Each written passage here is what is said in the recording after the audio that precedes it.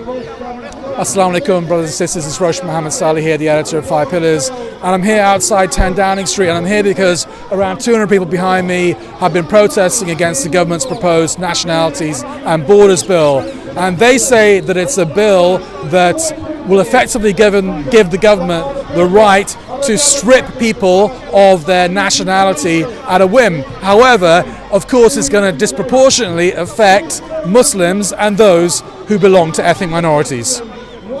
Solidarity and greetings to everyone here. I'm proud to be standing here outside Downing Street to make our voices heard against the Nationality and Borders Bill, which is an absolute abomination. It highlights 3 things: the authoritarian streak that this Tory government is on, the racism that is endemic to the British state, and the centrality of imperialism to the attacks on working people both abroad and at home. Since the Tories came to power in 2010, they have systematically been dismantling our civil liberties and further entrenching the systemic racism in our society. From Theresa May's hostile environment, to the Snoopers Charter, to the anti-trade union legislation, to making the deeply Islamophobic Prevent agenda into law, this is the trajectory that the Tories have been on. And it has been massively accelerated since Boris Johnson became Prime Minister. We've seen the Spy Cops Bill. We've seen the Metropolitan Police list anti-racist and anti-war organizations as extremist groups.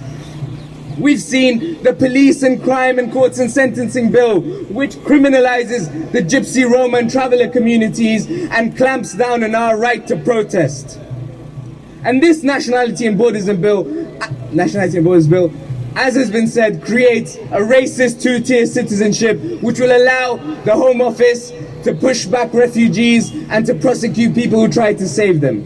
They have done this to divide working people, to scapegoat refugees and migrants and Muslims and people of color, to divert the anger against their austerity policies, against their blatant corruption. Because these are laws that they have passed while they have presided over the destruction of the NHS, the longest period of wage stagnation in 200 years, and record levels of inequality and poverty. And they've done this to justify their wars that have destroyed the Middle East. And this is what Stop the War said when we were founded in 2001. We said that these wars would bring only death and destruction across the world, and they will inevitably lead to a rise in Islamophobia and a dismantling of our civil liberties at home. Boris the Piffle Johnson was born in America, and I've got no problem with having a foreign prime minister. I have no problem having an immigrant prime minister. I think it's a good idea.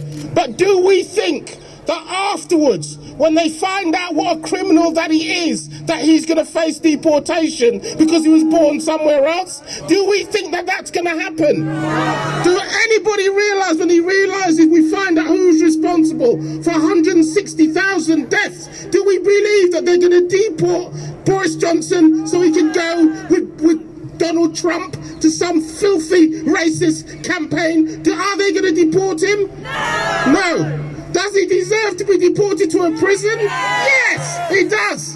And we want him out and we want refugees in. We have a vicious, racist, corrupt government that's trying to misdirect people to say, blame black people, blame Muslims, blame anybody but the people responsible for the damage that's been done in our society. Blame anybody, blame refugees, blame them. And this is what I want to say. Think about the 10 names of people that died as doctors and nurses in the NHS. Have a look at their names. Their Muslim names, their black names. So when we talk about the question of nationalities and borders, when they needed people to work in the NHS to save people's lives, did they start off with the colour of their skin or their religion? No, they didn't. They used misdirection. And are we going to be misdirected? No, we're not. And this is why I say about organising and resistance. Did they give anybody any freedom? When apartheid was here, what did the people in that office do? They supported apartheid. Is apartheid still here? No. When they talked about slavery, they say they got rid of slavery. No, they didn't. There was a revolt against it. When they say they got rid of the question of imperialism, let's not forget that they took $21 trillion out of India over 300 years. The only reason why the pyramids are still in Egypt and not in the British Library is because they couldn't pick it up and move it. We know who these people are. They're thieves, they're liars, they use racism, they bomb people, they kill people, and at the end of it, they have the temerity to tell us about human rights and about how you should treat people when people drown inside the sea for a simple moment of rescue. Friends, this government has made a stunning mistake. It has reminded all of us of the absurd, brutal and racist two-tier system of citizenship that it has been secretly maintaining for years and years. Clause 9 is the straw that breaks the camel's back. It's the pebble that triggers the avalanche. It is the moment when millions and millions of ethnic minorities and their allies up and down this country wake up from their political sleep and become an unstoppable force. We already have a petition of hundreds, of thousands. We have a diverse coalition that expands every day, and each one of us is a seed that helps to grow this movement even greater. This will be the movement of the 6 million. The 6 million the government wishes to intimidate and control by threatening them every day with stripping them of citizenship and deporting them, often to lands that they have never seen. We say we will not be intimidated, nor will we be controlled. We are British. This is our land, and we will decide its future as much as anyone else. And we choose a future of compassion and humanity rather than a future of exclusion and cruelty. Dignity for every soul stuck and forgotten in detention centres. Dignity for the 6 million British citizens who are being made permanent second-class citizens. This demonstration is just the beginning.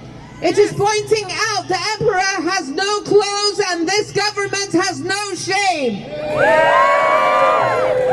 It is the beginning of a movement driven by our coalition of organizations, communities and individuals. A movement that will not rest till every party and every MP promises that not only will Clause 9 be scrapped, not only will the Borders and Nationality Bill be scrapped, but every racist law that threatens citizenship or human dignity will be scrapped. One of the key measures of the bill allows the Home Office to revoke people's citizenship without their knowledge.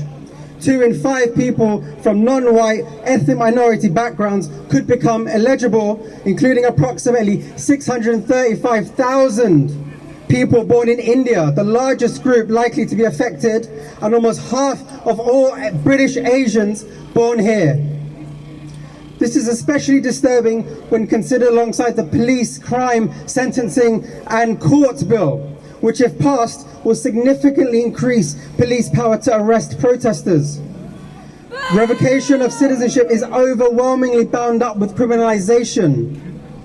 These 2 bills together clearly seek to deter anyone with non-British heritage, particularly people of colour, and those born outside the UK from attending protests on any issues of social and political justice.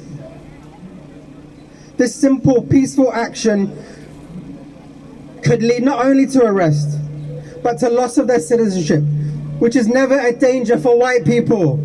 This is an overtly racist piece of legislation.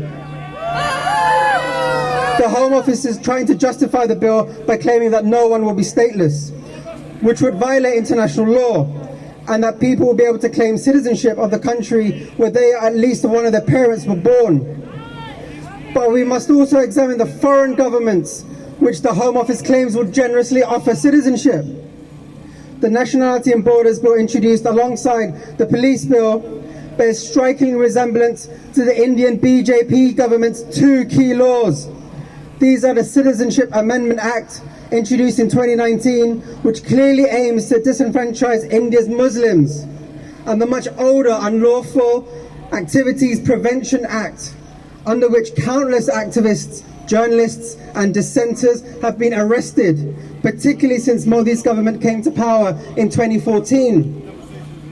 Muslims, alongside Dalits, Adivasis and people from other minority groups, have been especially targeted, arrested, criminalised under the Unlawful Activities Prevention Act.